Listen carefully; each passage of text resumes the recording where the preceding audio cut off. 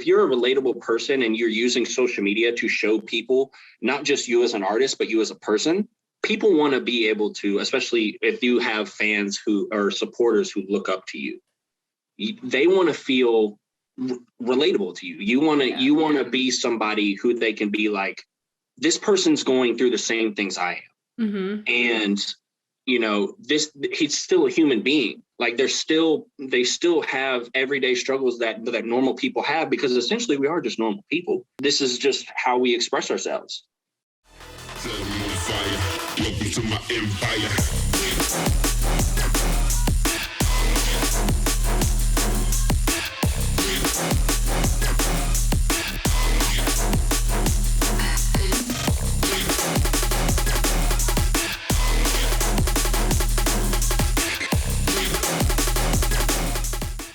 There he blows. Oh, I see a bunch of jerseys back there, huh?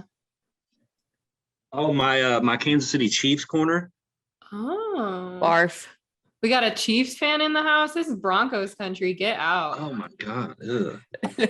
Puke. That's disgusting. You're disgusting. What are you talking about? I lived in Kansas City when I was little, so. Okay. Okay. You gotta stay loyal. My entire life. We had a rough go, but we're good now. Yeah, y'all have been doing pretty well, huh? These last few years. Yeah, if our quarterback's girlfriend would just be quiet. Who is that again? Is she an influencer? Patrick Mahomes. Apparently, I don't know why, but people don't like his fiance for some reason. They make memes out of her and stuff. I don't know. Aw. That sucks. Interesting. It's really weird. I don't know. It's like a whole thing I see like on social media. I don't really get it, but NFL culture. I guess. Well, I mean, speaking of sports, you just got to work with Shaq. Like, he's the man. Give us the rundown on that. That was a good segue. Yeah, that was a good segue. Transition. So basically, it was kind of in regards to like my first initial like interaction with him. It was kind of like really, really lucky. So at Lost Lands last year, I didn't spend very much time like in the artist tent, like at all. And honestly, I wasn't supposed to be there on Sunday. Originally, we weren't even going to go.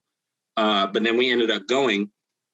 And the one time I was in the artist lounge, we had just got there.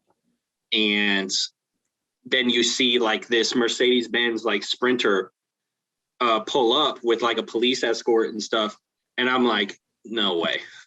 I'm like, the fact that I'm sitting like, and then him and his team like pop out, and you know, then we had an interaction as he was walking towards Wampy Wood stage where his set was, because he was playing at like 5:30 or something like that, like middle of the day. Yeah, I remember.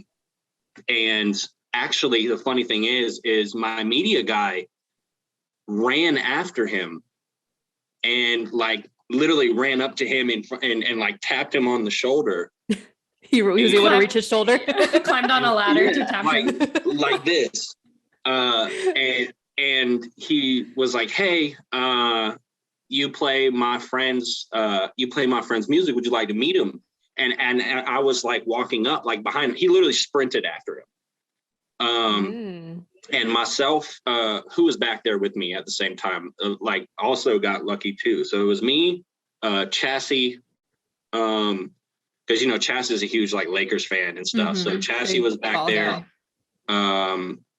You say B-Flow was back there. I think honestly, not many artists were back there at all when he showed up. Was this in the artist section or behind Wampy Woods? Yeah. So it was like, you know, like right at the corner of main stage, like where you walk to go into the crowd. Yeah. Or like down that long like dirt pathway. It was like right there. While Jessica Otterford was playing on main or whatever. And he taps on him and then he meets me and he takes like, I have a bunch of pictures of him. Like he started like introducing me to people. Oh, wow. Which was like, and there's a video that my fiance has on her phone, because I've been I saw him play like in the NBA when I was little, like I like live and stuff. And like, you know, I was a big like athlete, like growing up.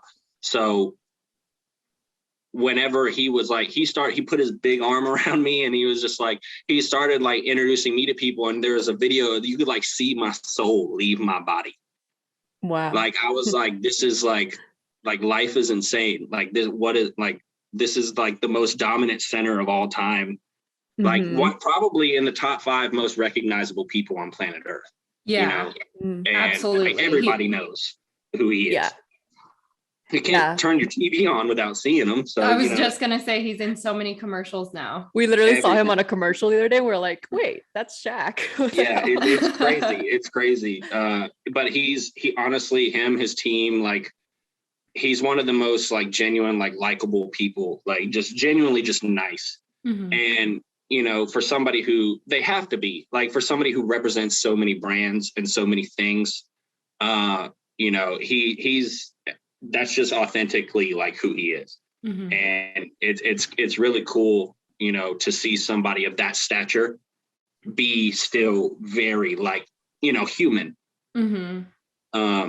But yeah, the whole experience of working with him and his team and the song and everything, and it's doing pretty well and it's awesome. Like, I play with him on Saturday in Atlanta. So I saw that. Congrats. Where is it? Like, what nightclub? At Iris, but it's called Believe Music Hall. And I'm kind of like the last minute like special guest or whatever. So I'm going to be closing after him. So it's going to be, and it got announced as completely sold out today. So what? Congrats. It's going to be That's nuts. Amazing. Hell yeah. And congrats on being featured in Forbes too. Like, oh dude, like this has been crazy the past couple months. So just it's sick. I mean, it's been super awesome watching your journey in such a short amount of time, ever since we had you on the Riot Control Radio series. Remember that? When was that? Like, it wasn't last year. I feel like it was 2 like years ago. I think it was like at the beginning of COVID, wasn't it? Was it around that time? Yeah. June 2020, I think. Yeah. It's been such a wild ride, dude. 2 years and like that flew by so quick. It's crazy. You just gotta keep pushing and keep working and stuff. And I've always been a true believer of like, if you put the work in, like you'll get shit like out of it. Like it might take a little bit of time, but you just gotta stay the course and trust the process and just keep like working and and not giving up. And because we're in a very like, I'm a very like mental health is number one type person, and this industry sometimes you can get wrapped into things and it can hurt your mental and stuff with all the stresses that come with it. And I've always been one to turn when I do feel that type of stuff, whether I need to take a break from it or I can use music like for that outlet, for that release, for that that therapy, and I think all artists and everybody in this industry and stuff, especially with COVID happening and all that stuff and the hit that all of us took, you really need to take time and you need to focus on mental health if you have to, because it's super important. And, especially, I stopped drinking like a year and a half ago, like completely. And like my life has like completely changed and I've been more focused and more driven because I'm like 9 years into this. Yeah. So, wow. Yeah. So I started DJing and producing probably in like 2014. But like before that, for 2 years, I was DJing like 3-4 nights a week in nightclubs, throughout Charlotte and like the region. And essentially making a name for myself that way. But that was back in like 2012. And now it's so close to 10 years. Actually, it might be 10 years now. 10-year overnight success. It's been a journey, but I wouldn't trade it for anything, man. And I'm more driven and hungry than I've ever been. It's also cool to like see, like Yessie said, 2 years ago you were on the Mix series, and I feel like it's cool to just know you as a person. Like I first knew you as Matt's friend, that's how we first met you. And then we ran into you at the hotel in Minneapolis and stuff. But like, that was hilarious. That was hilarious because I saw Matt was like, who the he was kind of just like, because I kind of like ran up on y'all a little bit. I was like, yo, what's up, dude? Yeah, we were like chilling, drinking a coffee, checking out. And Freaky walks up to us and I was like, who is this? Oh, because I was like, is this a fan? Like, is this who's this big monk running up here? Like, who is this kid? No, that was fun. How did that show go, by the way? Did you play awesome. Skyway Theater? Yeah. I played the Loft. So that was my second time playing Skyway. The first time I played was I actually played the main room. Like it was either right before COVID or like during the first wave of COVID kind of ended and things opened up for like a temporary time and then they like closed back, I think. Mm-hmm. It was some weird timing thing. I don't know. There was still like distancing and like all that stuff. So, but they held it in the main room, which, you know, I didn't really understand, but still it was a pretty good turnout and stuff. And then the Loft was crazy. I honestly, I prefer the Loft. I just like that closer, more intimate, that closer intimate vibe. Yeah. Mm-hmm. Those crowds are nuts up there. We went to Minneapolis and I was not expecting there to be a line when doors were opening and like they packed it out. There were a couple hundred people there just like headbanging and it's it was crazy. Awesome. I love going up there. Last time I went to the Mall of America, which I never saw. And then I went and I was mind blown. Yeah. Yeah, we didn't get to make it out to that one. We went through like some of the tunnels, you know, they have tunnels that connect the skyscrapers. Yeah, that was really cool. And then we went over to North Dakota, which like they have a crazy scene there too, which North Dakota, you would never be like, oh yeah, there's a bunch of headbangers there. Yeah. There were. It's crazy, man. This music travels. It's growing by the day. And I think very, you know, very soon it's probably going to take over like the number one like genre of music in the world, I think. Yeah, I agree. It slowly is. Yeah. Yeah, I can see that because I work for a promoter in Miami right now. We're throwing a bunch of shows next week for Miami Music Week. And the shows that are doing the best are the dubstep ones, like Zed's Dead, Subtronics, Slander, Nightmare. Like those are the ones that are doing so well right now. And people just crazy. Eat that up. Yeah, it's cool. No, it's awesome. Yeah. And then, I mean, for you, like I have a question. I'm sure a lot of other artists are curious to hear this. Okay. Like I mentioned earlier, just it's been 2 years since we've known you and had you on that mix series. So seeing how far you've come since then is really inspiring. And I'm sure to a lot of other artists as well. So like what advice would you have for any artists who are trying to break through to that level where you are right now, where you're starting to land all these big collabs, like with Shaq, you're landing all these festival bookings, like the Thunder Beats one, Lost Lands. Like what advice would you have for those types of artists? Have that production down, they have their brand down, they just can't seem to land those types of bookings or those connections?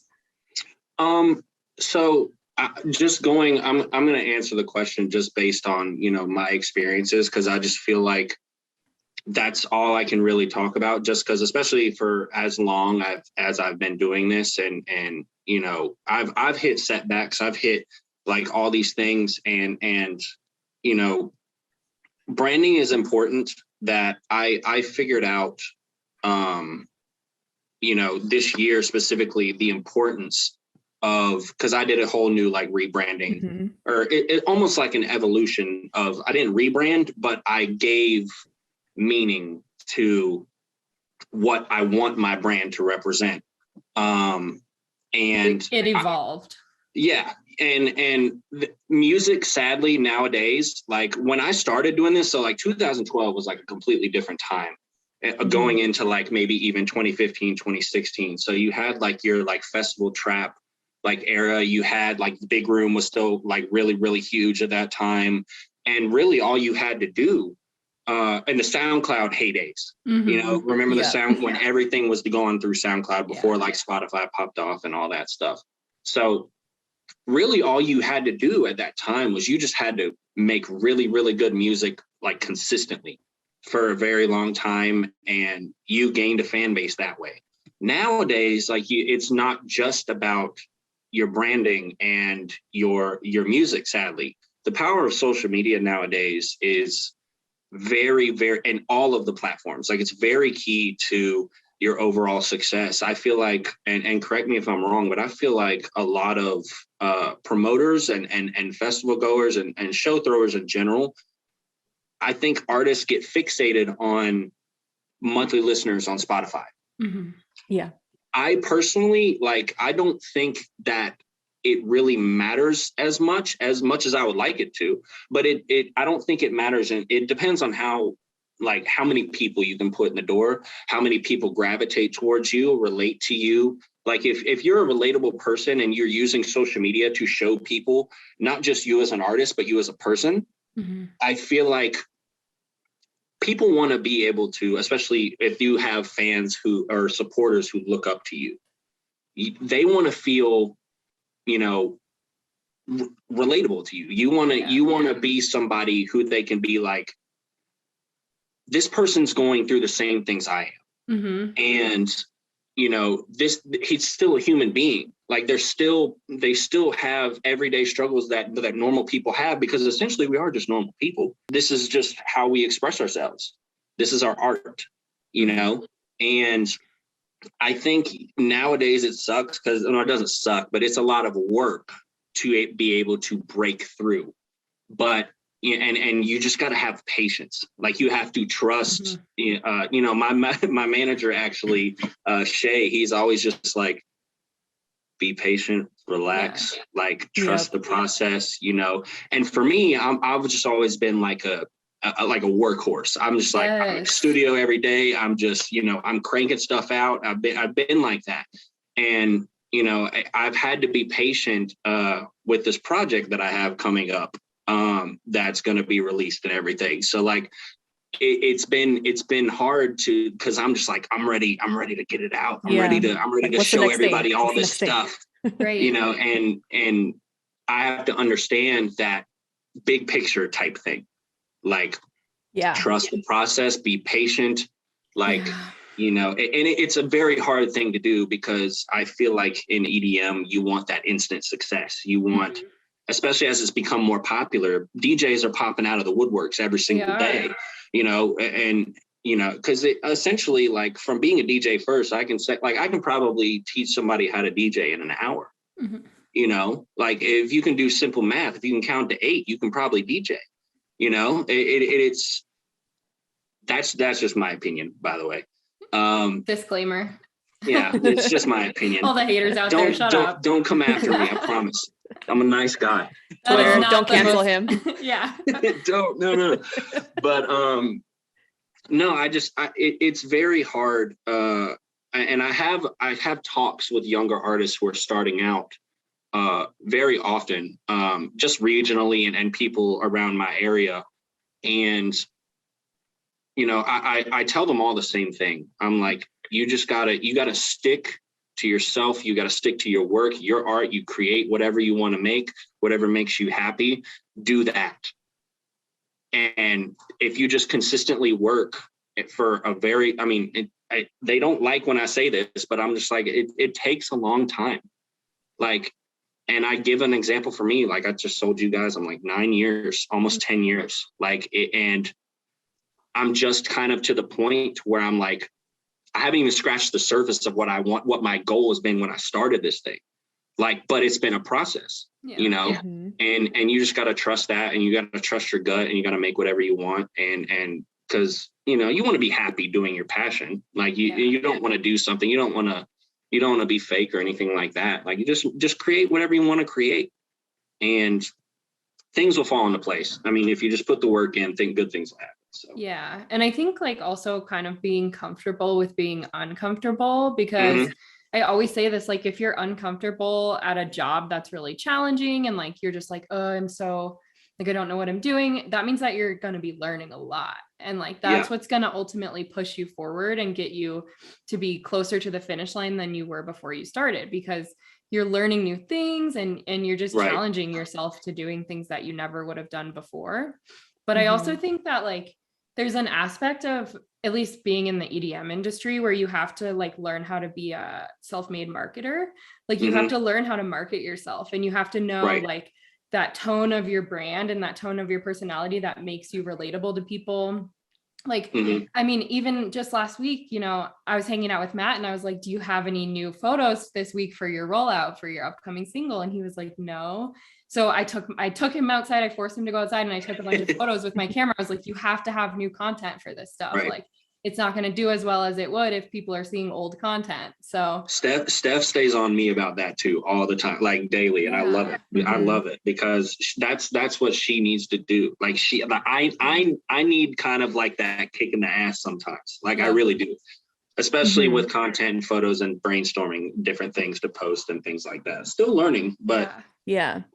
And it's also really important to find the positive in that. Like there's, like what I mean by that is like there's this book that I've been reading. It's called the No Complaining Rule. And I saw it at the bookshelf. I was at Barnes and Noble's. I don't know, I just had like a bad day and I was like, I need to go find some inspiration. So I went and I was out there. I was like, I need to just, whatever book stands out to me, I'm going to buy it and take it. And it was the No Complaining Rule, because I've been finding myself complaining a lot at my day job. And I was like, I need to find some more positivity into my life. And the key thing that they say is, instead of saying I have to do this, change it to I get to.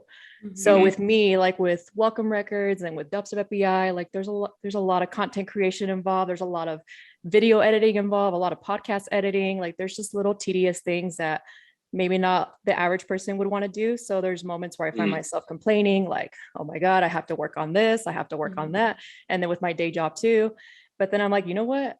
I get to build an empire. I get to add value to others. I get to make an impact, really. And that's like what brings joy into my life. And I think for other artists, instead of complaining, it's like, you know what?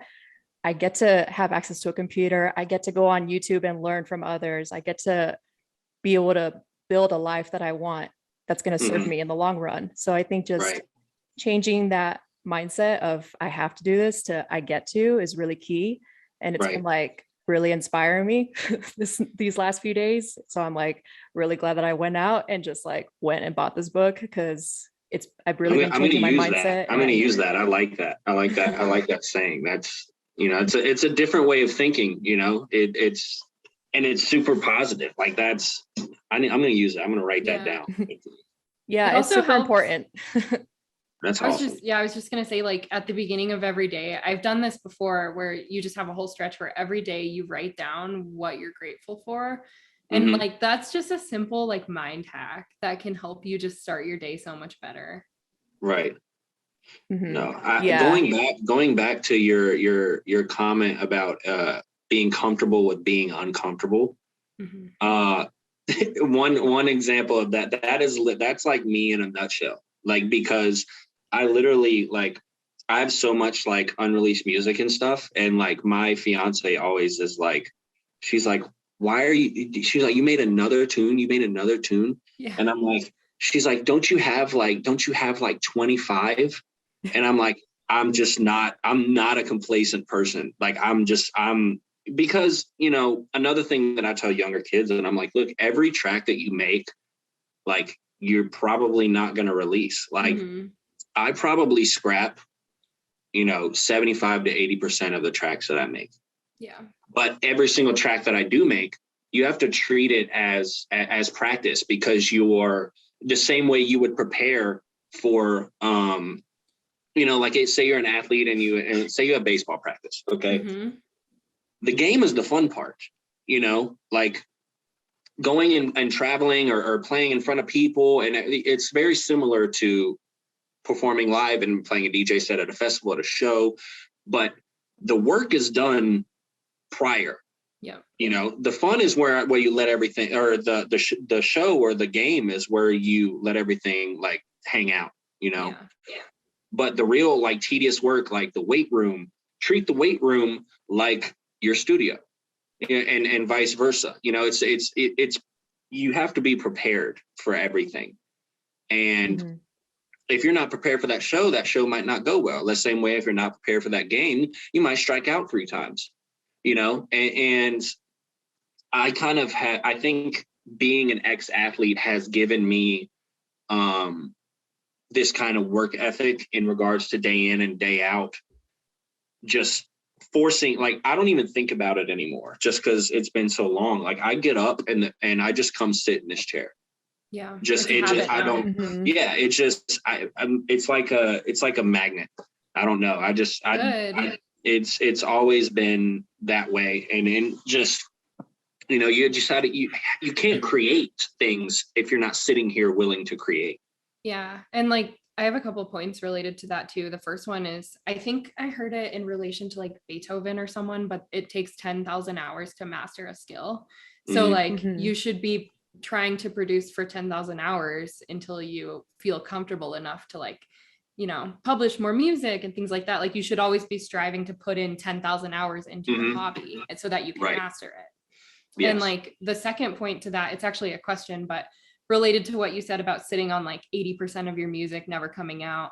Like, what are your thoughts on self-releasing versus releasing with a label? Because like because I see Matt produce a new song, it's like 2 or 3 a week. And I'm like, are you ever going to put these out? It too. Yeah. And then it's like, and then he, you know, he'll do a self-release and it won't go as well as he wants it to, or like, sometimes you have to dump a ton of money into self-releases, things like that. So I'm curious, like, what do you prefer? What do you see are the benefits of each? Like, it honestly, a lot of it, sadly, is a financial thing, because when you want to reach as many people as you can.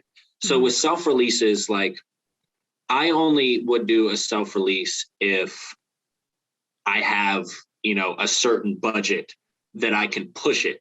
Because if I'm going to self-release something, I still want to get that same reach and the same amount of streams or anything like that. I want it to do well.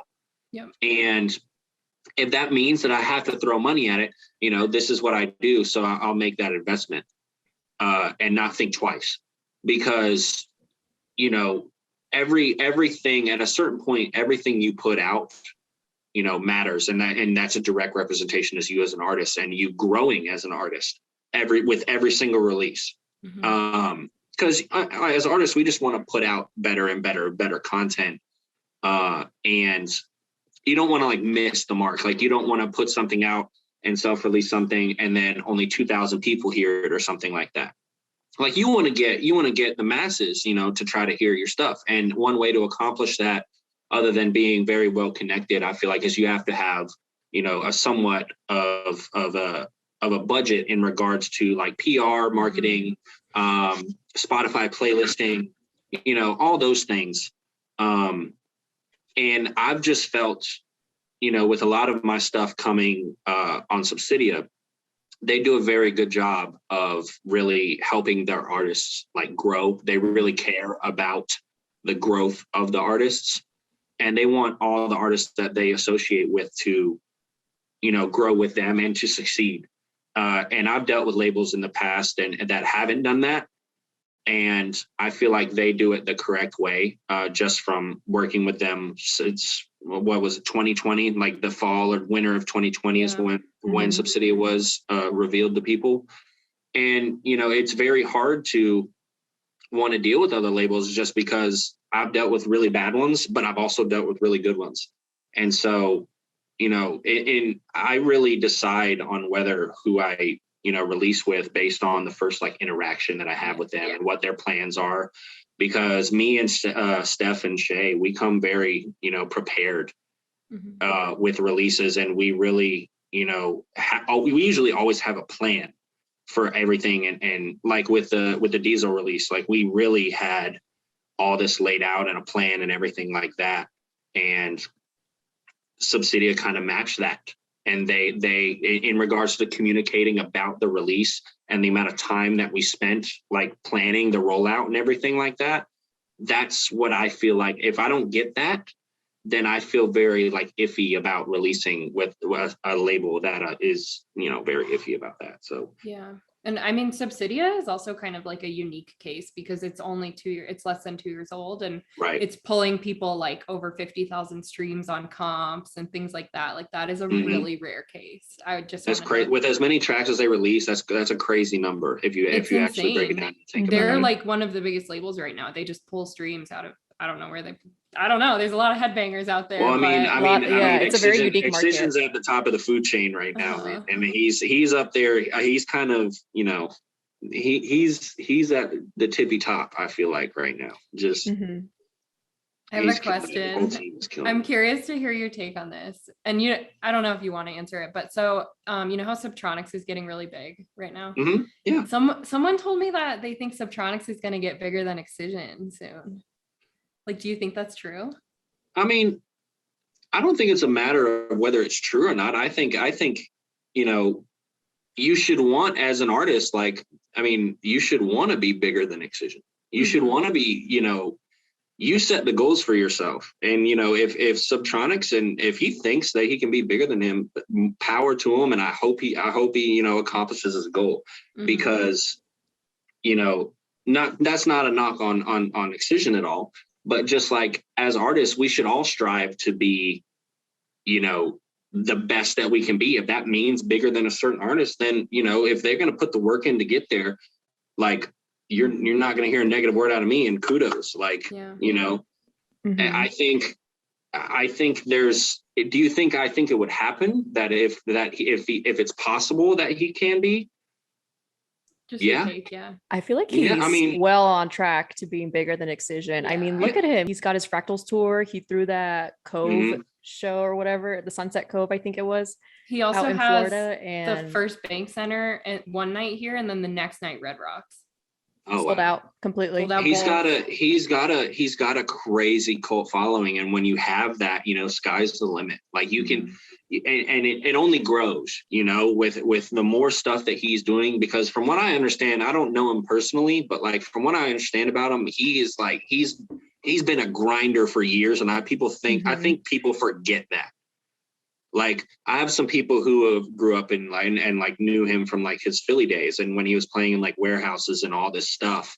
And like, people, I feel like, are like, oh, well, him and Grizz made Grizztronics and that blew him up. No, there was a long time before that where he was being consistent and just working and I think he still, to this day, like from what I understand, he cranks out tunes like all the time, dude. He puts the time in, and, you know, if you put the time in, good things will happen to you. And he gives so much back to his fans. He's very personable. He makes time to meet them after every shows. He's constantly posting like selfie videos on his story, just talking about his personal life. And Sonia just like, hey, I'm a normal guy. Like, I just happen to make, we're all weirdos, man. I just happen to make woke shit, and people love it. We're all weirdos. Exactly. Yeah, you are. We're all human, but it's the way that he made his fans feel. And I think that's why so many people gravitate towards him and towards his energy. Because like, whatever he put out, it's clearly come back to him and cultivated into what he is now. And so many people want to release on his label. And like, I don't know. I think they're both equally massive. Like, they're up there. I mean, it's crazy. It goes back to that relatability thing that you mentioned earlier. Like, Subtronics is so relatable because he's like using social media to help people see into his daily life. And it's like, oh yeah, like, not only just like, yeah, I smoke weed also, but like, I also have a dog, or like, yeah, my apartment looks like that, or like whatever he does on a daily basis is so relatable for people. They just they attach onto it. And it's people like transparency. People like that sort of thing. And, you know, I've met him once. He probably doesn't remember, but I met him once, like before, like pre-Grizztronics type stuff. Like, it was at this little festival in North Carolina, actually, that he was headlining. And I talked to him for a little bit, and super just genuine, like nice, you know, just nice guy. He had his, he had first just got his kendama, I think. Because I know he's on social media, always like doing like kendama stuff, which that's a skill in its own. Because I've tried, and I'm just terrible. Like, it doesn't work for me. I can't do it. I don't have the hand-eye core. I don't know what it is, but 10,000 hours. Yeah, literally. Yeah, that's crazy. Well, I think we should move on to some of our submitted questions here that we got. Oh yeah, we got a couple. So we got a question from Krantis. He wants to know, how much do you love Krantis on a scale of 1 to 10? You really had to think about that, huh? Dang. No, that's my homie, man. That's my homie. I would say I'll give him a solid, you know, I'll give him a solid 8.5. He's a good guy. He's from New Hampshire. I went and played a show up there. Super nice, hospitable, you know, good artist, killer DJ, like really good producer, you know, super sick guy, man. Super energetic guy, and I like that. Like, we just chat all the time. We message all the time. We work on music and stuff. Like, you know, yeah, I'll give him an 8.5. All right. We'll take it. That's solid.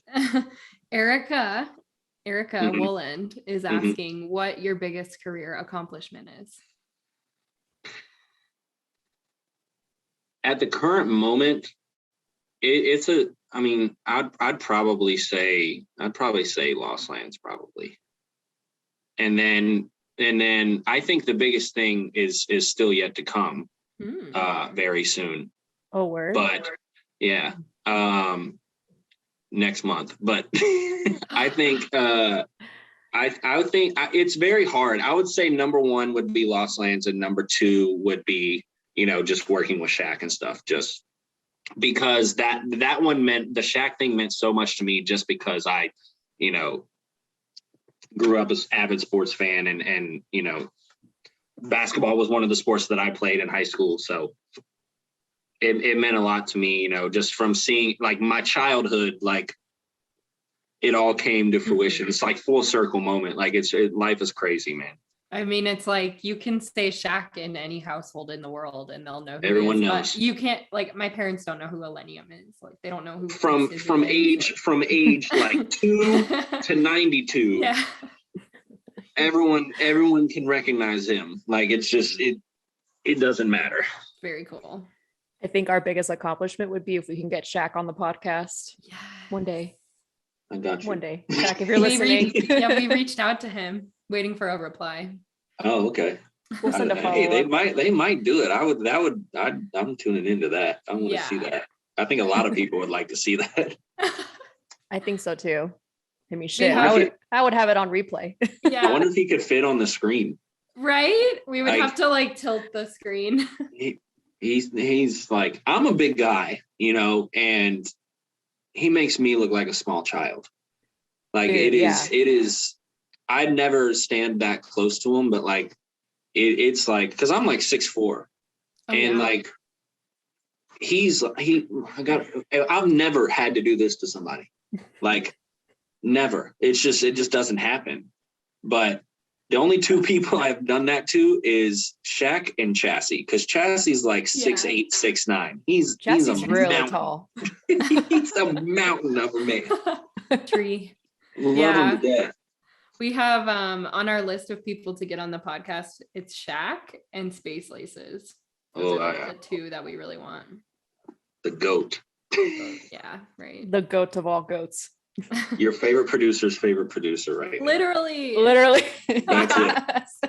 That's it. If you know, you know. Yeah. God, and if you don't know, then shame on you. He's insane. All right, next one. This is from Droid04. How do you decide how much filth a track needs to have? So for me, in I'm very in regards to when I'm making songs, like, I know everybody has their different ways of creating, and I've always, like, a lot of my friends always are like, oh, I just crank out a drop first and then I go and I do all the extra stuff. I don't do that. So like, I want my tracks to all be completely, I want them to be playable, because I really focus on playability in regards to overall structure. And, you know, I make tunes with DJs in mind, to where it's easy to mix in and out of.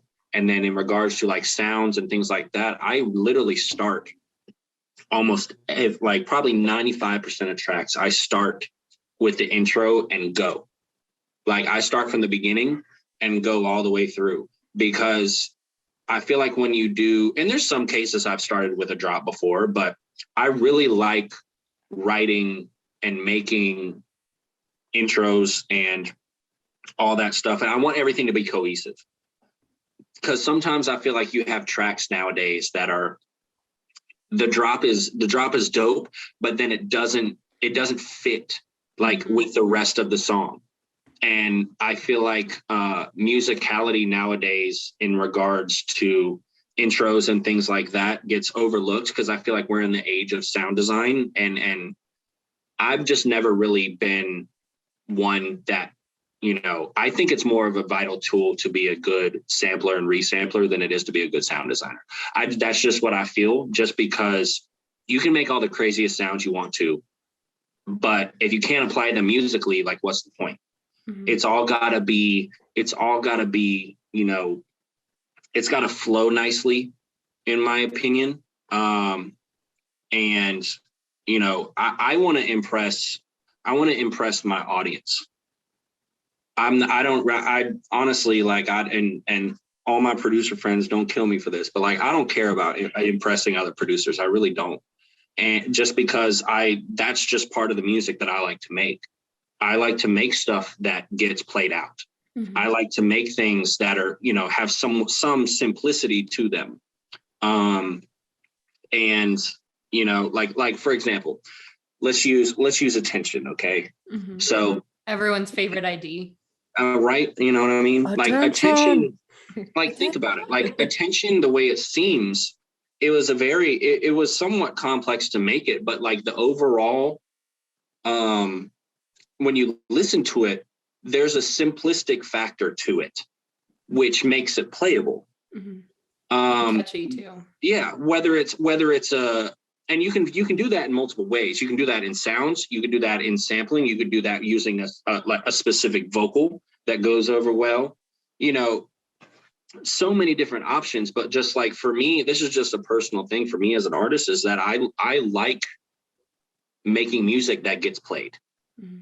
You know, and I strive for that. I strive for because you have to think of a bass music crowd. Okay, what is the motion that they're doing? They're headbanging in unison.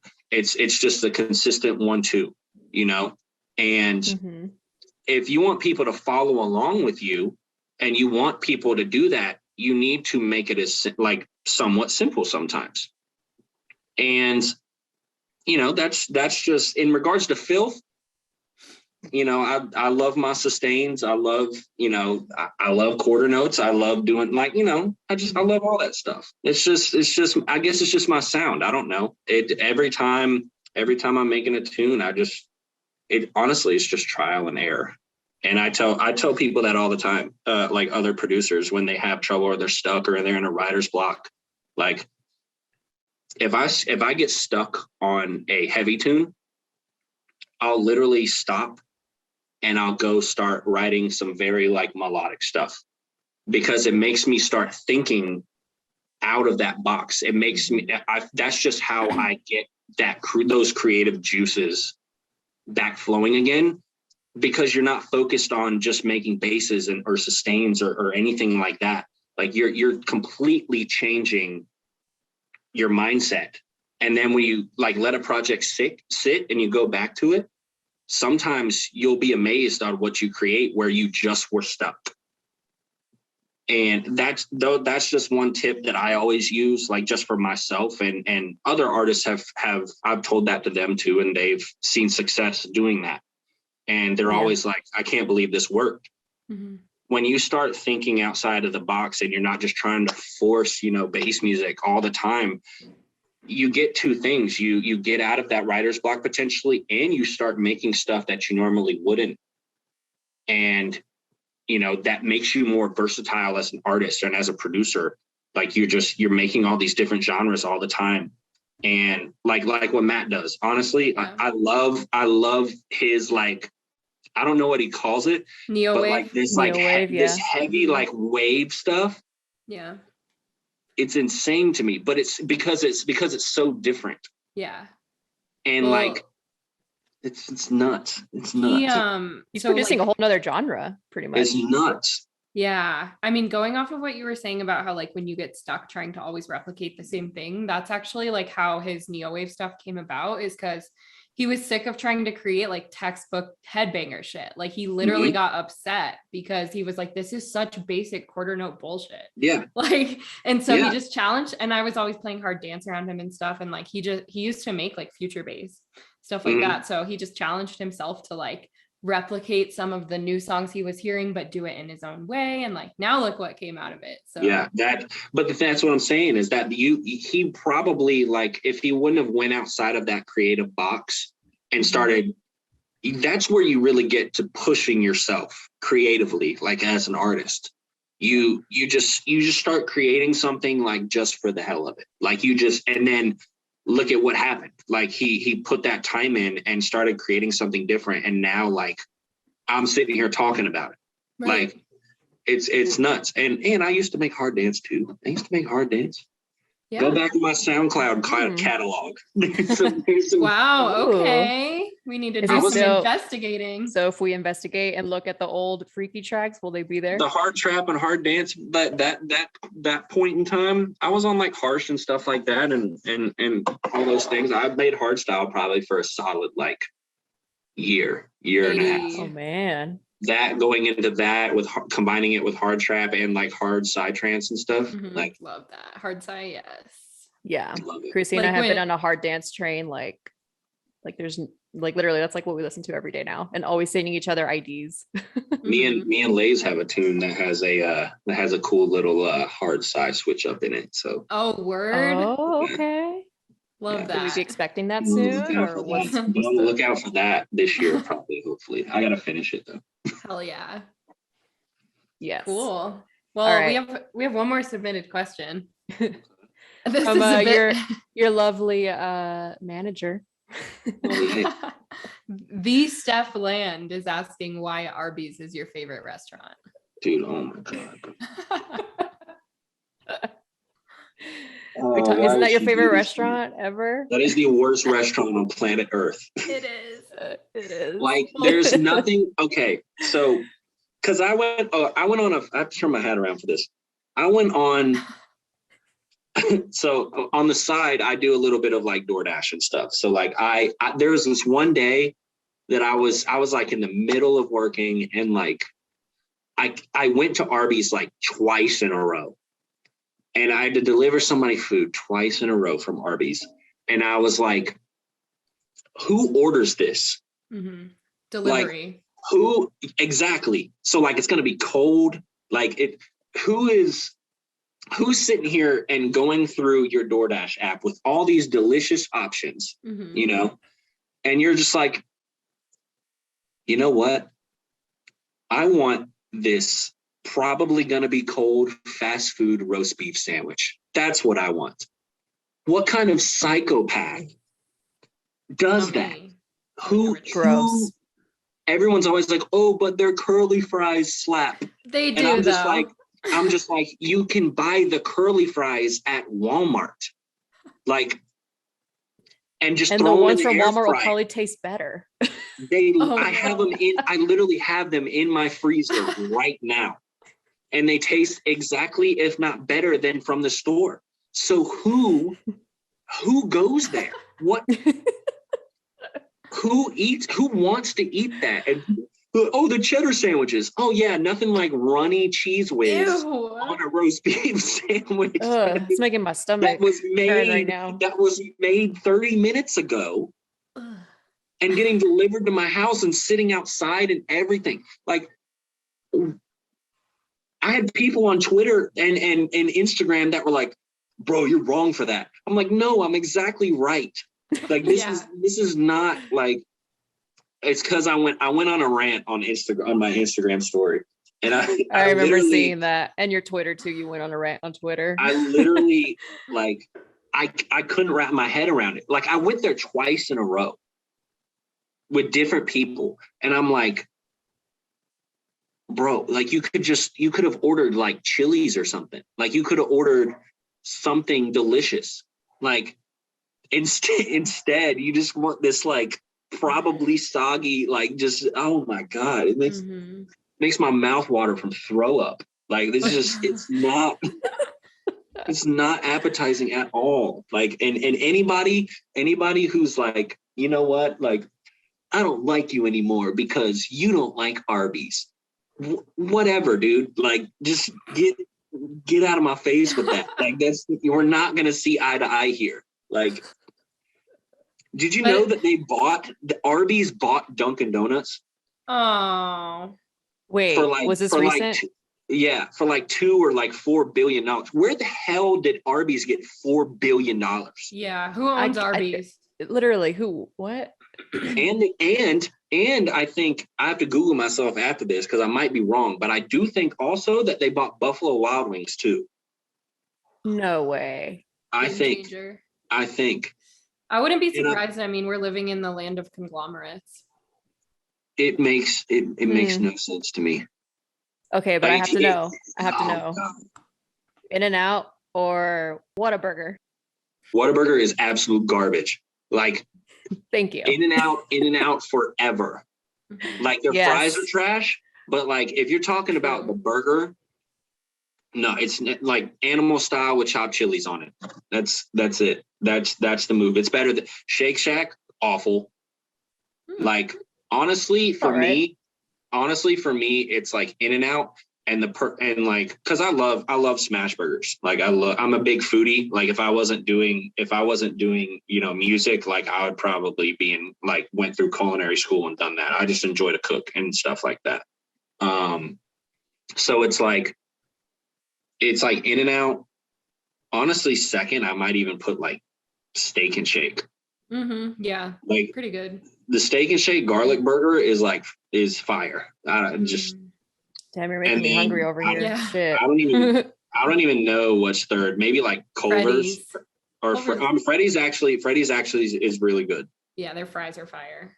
Don't they have like that sauce? Don't they have like some special like fry sauce or something? Have regular fry sauce and spicy fry sauce. Yeah, the spicy fry sauce. Yeah. Okay, no, you're right. I'm gonna put Freddy's at 3. Yeah. Yeah, no, but In-N-Out, Whataburger is, every time I've eaten at Whataburger, it's like super, like, it's a smash burger, but like the bun is smashed too.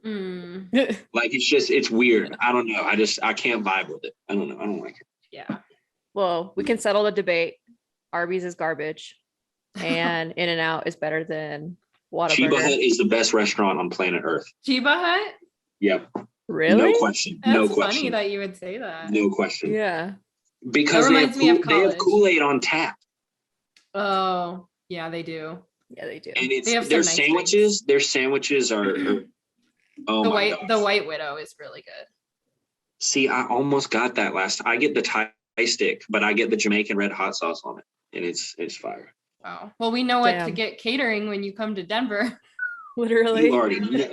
Literally last time I was in Denver, off the plane to Chiba Hut, no lie, every time. Shit. I haven't even gone there since college, if I'm being honest. Oh my! I was never really much of a Chiba Hut. They have like the big chocolate chip cookies and stuff that just stare at you in the face while you're paying for your food, and you like have to get one because they're like this big. Yeah. Yeah. It's like, oh my God. I was only going if I was stoned to the bone, literally. That's it. College. That's it. That's what you do. We're actually getting one. They're opening one finally, like 20 minutes from my house, like the first one in the state, like on 420 this year. So I'm gonna be the first one on 420. Oh, word. Yeah, first one in line. People don't even know. They don't even know. Well, I think this is our cue to go into the lightning round. Okay. Dinner time over here. Yeah. So, all right. Have you've seen our lightning round? You see like quick spit out the answers. We'll ask you a question and then you just like answer as quick as you can. Okay. All right. That's hard for me, but I will. Lost Lands or Base Canyon? Lost Lands. Do you produce any other genres? Yes. And what are they? I make like melodic dub and future bass. I dabble in hard dance still. Like I try to incorporate it in songs. And then I do some projects where it's not for me, but it's like house-based stuff. But cool. Love that. Don't tell Twitter. I won't. You don't tell Twitter. I'm not saying anything. Don't tell EDM Twitter at least. Yeah. It's fine. I'm not scared. All right. Who are your producer best friends? Honestly, damn, I have a lot. Do I have to pick? I would say I'll give 5. I'm gonna say Matt, just because I talk to him very, very often. I would say VRG. You guys are playing a show together, aren't you? New Wave? Yes. That is my company, by the way. Oh, wow. Mine and my fiance's company. Yeah. Oh. Yeah. We started that together this year. So that's our little baby. Love it. I will say Resurrect. Let me think. Perry Wayne. Mm-hmm. Plasma. Plasma's the homie. Love Plasma. And then I'll give honorable mentions. I'll give like Revlo. I'll give like Vulcan. There's a guy out of Arizona. His name's OM, and he's an awesome human being. Yeah, I'm gonna stop there. I have tons more. Like I have a whole list, but that would take too long. You said fast, so. Resurrect, is that Razor Skirt? I don't know how to say it. It's Resort like skirt? RZ skirt. Resort skirt. Resort skirt. What Light it up for the resort skirt. Oh my God. That sounded so hood. Because he's coming because he lives in Texas. So when I'm playing with Excision and Louis J and Ace Aura in Texas next month. Oh yeah. And Resurrect. Oh my God, I can't wait to call him Resort Skirt. Resort. I'm gonna bring him up on stage because we have a tune that I just finished today. I'm gonna bring him up on stage and be like, "Yo, give it up for Resort Skirt." Resort Skirt. I see him all over. I see his name. I never knew how to pronounce it. Yeah, it's Resurrect. That's so funny. Sorry, Resort Skirt. Resort Skirt. Oh wait, no, I forgot one. Black Sheep. Oh yeah. Yes. I don't know how I forgot him. I don't know how I forgot him. Yeah. You're tuning in to a new episode from Resort Skirt. Resort Skirt. Skirt. That's so I can't wait to tell him that. That's what goes on inside my head. Oh boy. Okay. Where'd you get skirt from? I just didn't know how many letters were in it.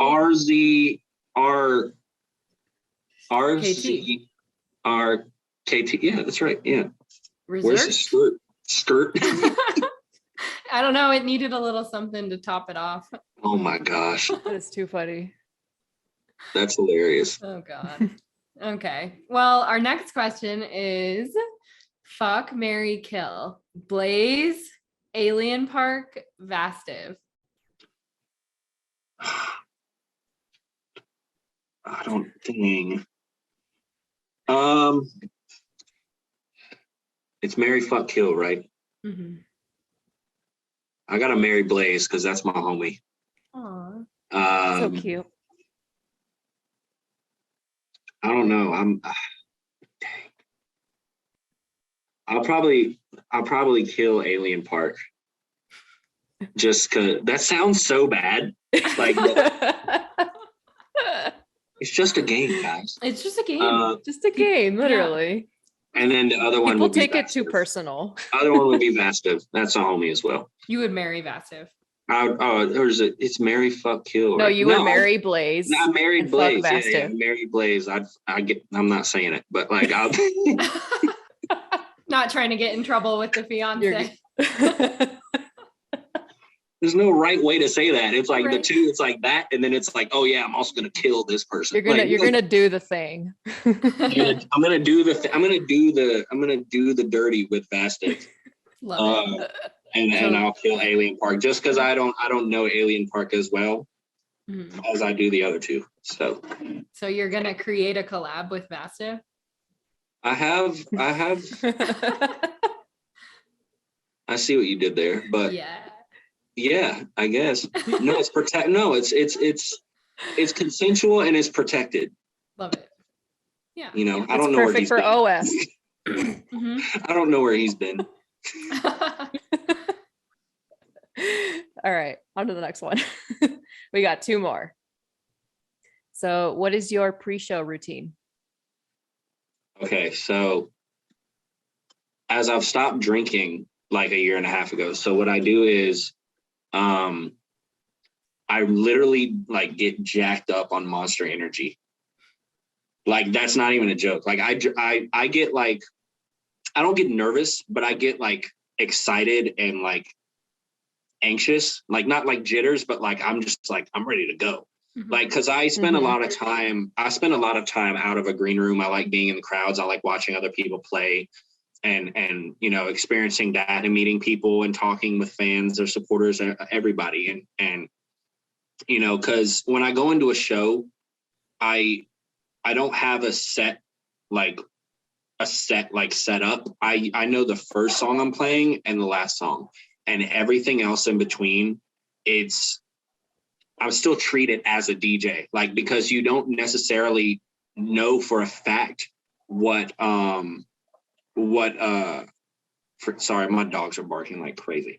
The crowd reaction. Yeah, you don't know what people are going to react to in different cities and things like that. So like, you have to be able to, you know, mix on the fly like very quickly, and because you want to give everybody like overall the best experience or whatever, you want them to like the stuff you're playing. So I usually have the first song at the top, I have the last song at the bottom, and everything in between is just everything that I could potentially play and that I would want to play. And I basically just wing it the entire time until it's time to fit in the last song and stuff, just because you just never know. But in before playing a set, yeah, I'm usually, you know, 2 or 3 Red Bulls or Monsters, like, because I'm just naturally like, I get tired, so like that keeps me awake. I can't like smoke or anything before because I'll fall asleep. Yeah. Afterwards though, for like the come down, but like I really, honestly, the 2 things that I always get the most like shit for on my rider is I get Monster Energy drinks, and I'm sitting back there eating Cheez-Its. Cheez-Its. Yeah, hot and spicy Cheez-Its. Ooh. That's the move. Nice. Just be back there munching. Yes. Munchy hours. That's it. So you need a sponsorship from Monster. Oh, sounds like. Also Capri Suns. Ooh, One flavor. Pacific Coolers or nothing else. Just the whole pack. Just gone. Love them. Nice. Love them. See it. Yeah. I feel like I see Capri Suns in a lot of green rooms. I love them. I'm trying to get them to sponsor me, and they keep ignoring me. Yeah, Tell Shaq to help or something. Right. Like, hey Shaq, dude, I'm really trying to get this, you know, I'm really trying to get this sponsorship by Capri Sun Pacific Cooler. Like, help a brother out, man. Like, please. Yeah. Wait, do you have Shaq's phone number? No. Oh. I do speak with him. I just don't have his phone number. I have his producer Brian's phone number. Oh, hell yeah. But you know, I honestly, it's just I speak with him sometimes on Instagram, but that's it. That's fair. Yeah, that's how it is with most artists, even like for us. I'll see him this weekend. Ooh, yeah. Get a picky. Yeah, so he can actually see how small I am, according to or next to him. Well, we have one more question. What upcoming artists do you think should be on our watch list?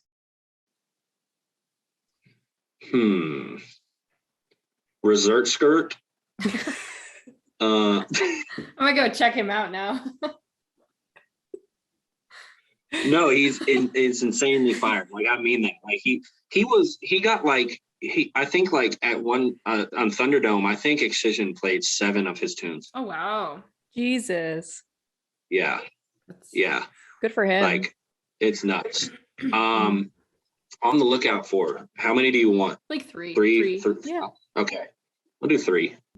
I'll say Krantis actually is one. His style is very like, it's very unique and very different, and you know, I've heard some of the stuff that he has coming, and I don't think it sounds like anybody else. Let's see, autocorrect, but you guys know Auto, I think. Let's see, there's a guy named Echo Drone that's really dope. He's from my area. So I'm always gonna be very, you know, when people from my area are doing dope stuff, like I'm definitely gonna give them props and shout them out and stuff when I can. Another guy, he's another local artist here. His name is DevTro, and he's gonna, you know, with hard work and stuff. I honestly, I stay on him. He's a very good friend of mine. He's actually on that show with me and VRG. Oh, yeah, he's the name under ours.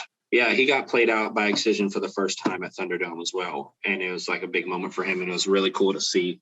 You know, I'm a very, you know, I came from a very humble beginning in the industry and stuff, and how I got introduced to electronic music and things. So like, I'm very much of a homebody. I like supporting people, you know, in Charlotte and the Carolinas and stuff, in the surrounding areas in this region and stuff. So when anybody's doing some like dope shit, I wanna do, you know, do what I can to, you know, get their names in other people's, you know, ears and stuff. All right, yeah, I'll have to check him out. That's awesome. Another one is Typhon. Yes, like, I love his stuff. Same. Yeah. And one more I'll say is this guy named Caster, which you guys might know who he is. How do you spell it? Caster, Caster. He's released on, he's had an EP on Subsidia last year. He's released on Monster Cat. Like he's Ophelia. Ophelia. Really, really good friend of mine, and like one of the most insane producers I've ever like, and he's super young. So it's like, he looks really young. Wow. Oh no, he's young. I think he's like 21, you have a song with Deandra Faye. Yeah, my song Wide Awake. I have two. I have Wide Awake. What? And I have the Caster tune actually was Deandra. That was my first time working with her. And then Wide Awake was on one of the Dawn compilations with just me and her. Oh shit. How did I miss this EP, this Caster EP? I've never seen this. Yeah, what? Listen to Rise of the Beast and then thank me later. Yeah, I'm about to. I know what I'll listen to after this. I know. It's wow. He's insane. He's insane. Very cool. He also has a lot of hard dance influence in his music too, which is 98,000 monthlies. Yeah, he's crazy. Love that. Okay. How have I not heard of this guy? He's from Poland. He's not from over here. Okay. He's from Poland. Cool. That's so cool. He's insane. Like that's just the best way to put it. It's remarkable the amount of talent that he has just in a studio. Like and what he creates and he works really fast, and it's mind blowing to me that the quality that he puts out is done as quickly as he like. It's madness. Wow. Definitely gonna add him to our radar, to our watch list. Yeah, he's gonna be. You're gonna see his name a lot. Love it. Hell yeah. Well, that concludes the lightning round. You survived. I made it. You made it through the interrogation. Yeah, you made it through the entire interrogation. So you can take a deep breath now. Good. I was nervous. Do you have any final words that you'd like to say to the audiences before we let you free? I will say, just because I love you guys, I will say that there's something coming next month that a lot of people actually have been waiting on and asking me about, but I've kind of, you know, and I'll still keep it kind of under wraps, but just know next month something big is coming from my corner. I'm sure it will grab our attention. This is what I've had. It's what I've had to be patient about, and I'm excited for it to be out in the world and stuff. It's just the beginning, you know. It's the beginning of my journey. Starts with that. So, like Chrissy said, it's going to grab everyone's attention. It's going to grab everybody's attention. Yeah, it's going to be. There's going to be a lot of attention on this thing. Yeah, good attention for sure. It's something it's been like 3 years in the making. So like it's finally. Wow. Yeah, it's been basically since the beginning of COVID till now. And I'm extremely proud of it and stuff. So you guys are the first ones to get a hint about that. Yeah, if you should send it to like Yale or send it to us for some coverage. We'll share the news with our reporters. Okay, sweet. Yeah. Yep. Once you have the press release, everything ready to go, then can pass it off to our street team reporters. Hell yes. Yeah, I'm sure we'll be talking about that here in the coming weeks. I would guess. Yeah. Cool. Well, thanks for being our guest. Thanks for chatting with us for the last hour. No, thank you guys. I miss you guys. I'll see you soon, I'm sure. Yeah, hopefully.